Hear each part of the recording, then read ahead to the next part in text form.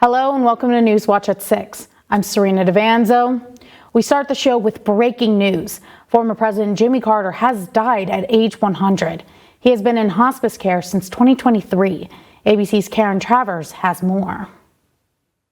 When Americans elected Jimmy Carter the 39th President of the United States, it was a vote for something new. So help me God. Congratulations. James Earl Carter was born in Plains, Georgia, October 1st, 1924. In 1946, he graduated near the top of his class at the U.S. Naval Academy, married Rosalind Smith, and served on the nation's developing nuclear submarine program. He returned to Georgia to run the family business, a peanut farm, and launched a political career that took him from the local school board to the governor's mansion. I, Jimmy Carter, do solemnly swear. Then, in 1976, my name is Jimmy Carter, and I'm running for president. Carter defeated Gerald Ford in a race for the Oval Office. Carter's single term was marked by a lagging economy and a nationwide energy shortage. Inflation climbed to 15% in 1980, and Carter's approval rating plunged. He blamed the nation's problems on what he called a malaise in the American spirit. It is a crisis that strikes at the very heart and soul and spirit of our national will. Internationally, President Carter was influential in efforts to make peace in the Middle East, encouraging a treaty between Israel and Egypt with the Camp David Accords.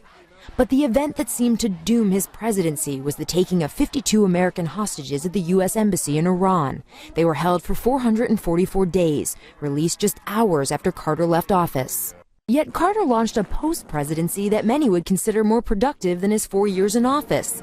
In 1981, he established the Carter Center, sponsoring programs to promote human rights in the Third World and monitoring elections in developing democracies. The former president and his wife volunteered their time and energy building low-income housing for Habitat for Humanity. In 1997, Carter was asked about his legacy. But I would hope that 50 years from now, whatever, that people would associate the words peace and human rights with my name. It was this work that in 1999 earned him the Presidential Medal of Freedom, and in 2002, the Nobel Peace Prize, leaving many Americans remembering him best for his achievements after the White House. Karen Travers, ABC News. Now we bring you responses from your local leaders who are sending their condolences to the former president's family. The West Virginia Democratic Party Chair Mike Pushkin expressed his adoration for the former president, calling him America's most dedicated public servants.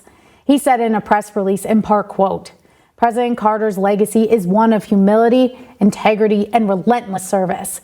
He taught us that true leadership is not about power, but about lifting others up and making the world a better place.